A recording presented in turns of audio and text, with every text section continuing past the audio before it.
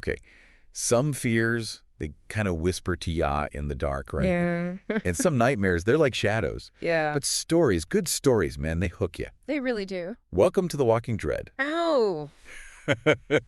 We are going to pull apart some seriously addictive horror every week. Oh, my favorite. The kind that just gets right under your skin and just stays there. Yeah. I'm Adrian. Hi, Adrian. And with us, she's always here, Julia. Hi, everybody. Our resident expert in everything fear, folklore. A true master of the spooky and the strange. I try.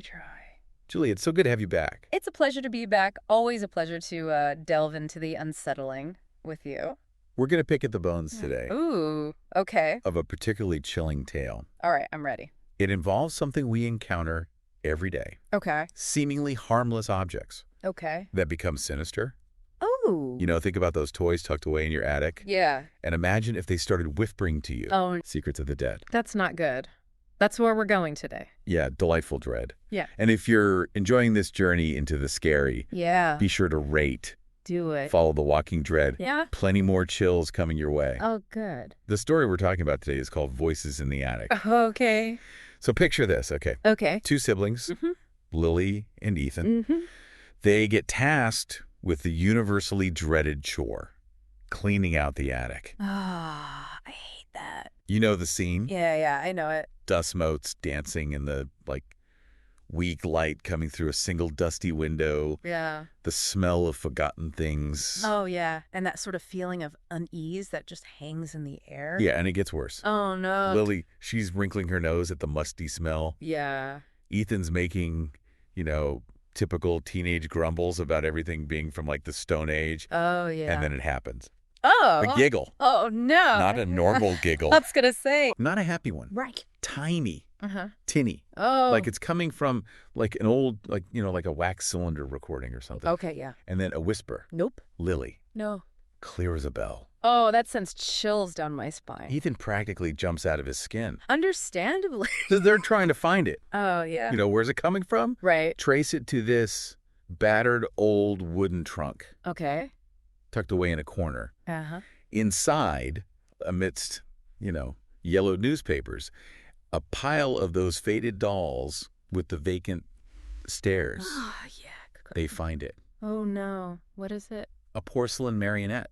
Ooh, a marionette. Okay. And the thing. Yeah. The painted smile. It's wrong, isn't it? It's just wrong. It's like a creepy, knowing smile. yeah, hideously wide. Mm-hmm. Fixed. Yeah. Like it knows something you don't want it to. Yeah. I hate that. And a marionette especially, that's, dolls and horror. Oh, yeah, yes. It's that classic horror trope. And for good reason. Yeah. Why is that?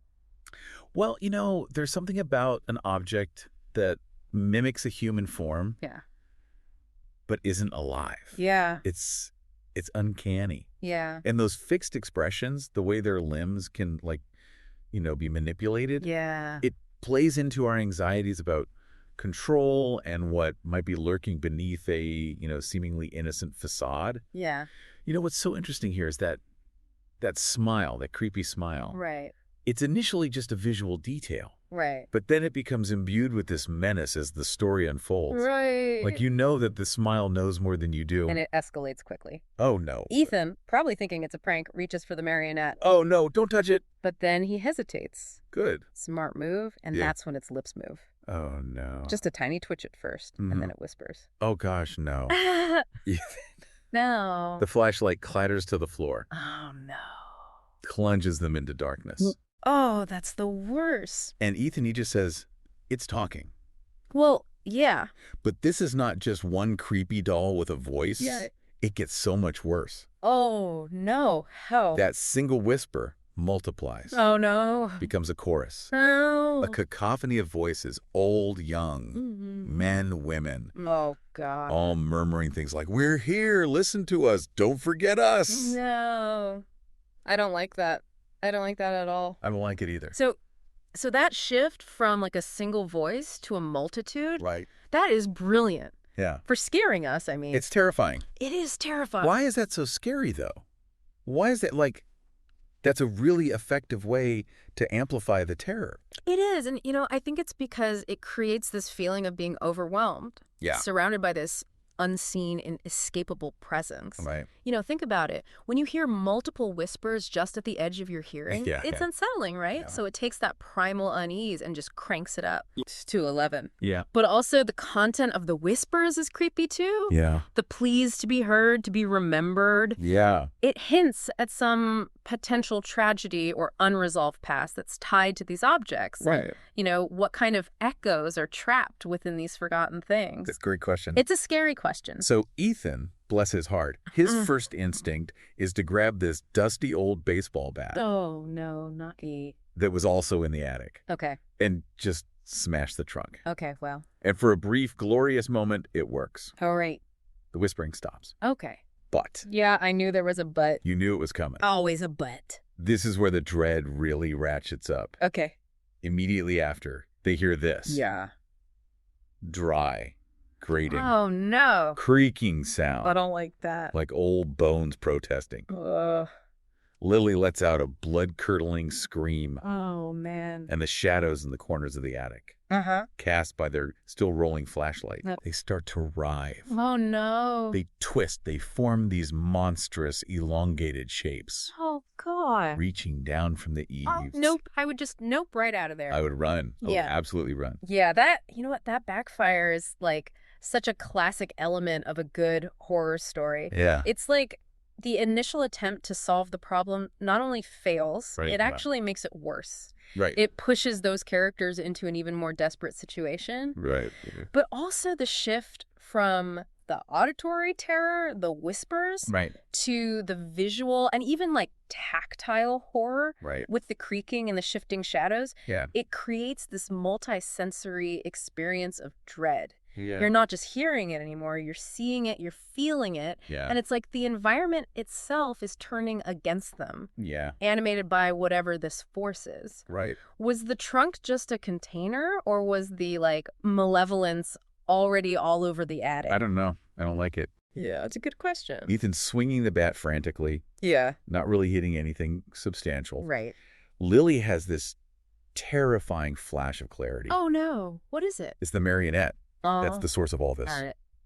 In a moment of pure adrenaline, she snatches up the broken doll, Oh. its head now lolling at a grotesque angle. Oh, no. That painted smile, Yeah. somehow looking even more mocking, Oh, no. and Ethan's yelling at her to burn it, to destroy it. Yeah. Driven by pure survival instinct, Lily stumbles to the dusty attic window Oh, God. and hurls the marionette out into the night. Okay. And then Yeah. silence. Whoa. A sudden, profound silence Okay. descends on the attic. That's almost worse, isn't it? It's really creepy. Yeah. Those grotesque shadows, they seem to shrink back into the corners. Okay. Lily and Ethan are just left there, hearts pounding in the quiet. Right. The dust motes are still dancing in that single beam of light. But the story doesn't end there, does it? Oh, no. Please tell me it doesn't. No. Down in the garden, under the cold moonlight, Yeah. a small shard of porcelain glints. And on it, Yeah. unmistakable even in that small fragment, Oh, no. are the painted lips of the marionette, Oh. twisted into this chilling, knowing grin. Oh, God. I knew it. I knew it. Sends shivers down your spine, doesn't it? Yeah. Like, oh, you thought that was it. Right. That ending, Julia, Yeah. masterstroke, Oh, yeah. It's so good. creates this lasting unease. It really does. It really embodies the idea that some horrors, you just can't banish them. You can't get rid of them, no? The survival of even just a fragment of the marionette, Yeah. still bearing that malevolent expression, Mm-hmm. suggests the evil wasn't, contained within the whole object. It was something more. Yeah, it implies that the malevolence might be more pervasive, Mm-hmm. like maybe it's unleashed now, Right. or it's just waiting for another opportunity. Yeah. I hate that. It's like it's out there somewhere, Yeah. lurking. That open-endedness. Yeah. It's key in making a horror story really stick with you. Absolutely. When a story just ends and you're left with all these questions, Yeah. and that feeling of dread, The dread. it sticks with you. It gets under your skin and stays with you. So, Julia. Yeah. Let's dig into what makes this story so deeply unsettling. Okay, let's do it. What are those elements at play that just tap into our primal fears? Well, you hit on one of them earlier. Right. The animation of the inanimate. Right. this idea of these objects, particularly things that resemble us, like dolls, Mm-hmm. coming to life and being evil. Yeah. It's a theme, a recurring theme in horror across many, many cultures. Yeah. Yeah. Think about all the folklore surrounding possessed objects. Yeah. Superstitions about bringing certain things into your home. Right. And with toys, it's even worse. Yeah. Why is that? Well, because we associate toys with innocence, right? Yeah. Childhood. Right, right. So when that innocence is corrupted, Uh-huh. it's just disturbing. Yeah. You know, it violates our expectations. Yeah. We question what's safe. It makes us feel very unsafe. Yeah. There's that inherent trust that we place in the inanimate objects around us. Right.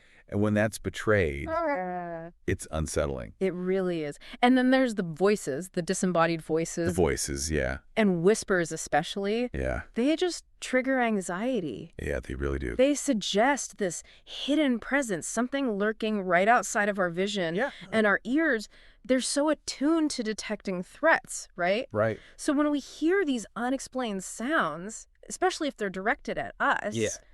we get freaked out. Right. Makes sense. And these whispers, these are the voices of the dead, potentially. Right? So that adds a whole other layer of fear. The fear of oblivion, of these unresolved past traumas lingering in the present. Right. What stories could these voices tell, you know, if we could really hear them? And that idea of forgotten objects holding on to something. Yeah, It's strangely compelling and creepy. it is, isn't it?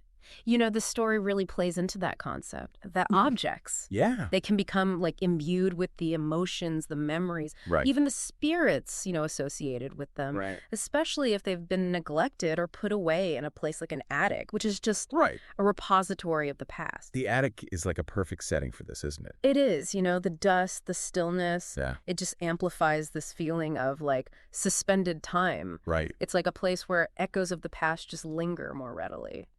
Makes sense. So the siblings' attempts to deal with this, Yeah. Ethan smashing the trunk, seemed logical. I mean, it's a natural reaction, right? Yeah, a panicked reaction, but a logical one. Yeah. Why did that backfire so spectacularly? Well, because, you know, it was a very human response. Right. To try and physically destroy the threat. Yeah. But in a lot of horror stories, particularly supernatural ones, Mm-hmm. you just can't fight it physically. Right. It's like trying to punch a ghost. Right. Right. So, you know, it highlights their vulnerability Mm. and they don't understand what they're dealing with. Right. And then by suppressing those whispers, Yeah. but then unleashing something so much worse, Yeah. Right. the story is telling us it's not just an object. Right. It's something more insidious. Right. And then, you know, they realize it's the marionette, Yeah. but that realization comes from desperation, Right. Right. not understanding. Yeah. That final image, Oh, God.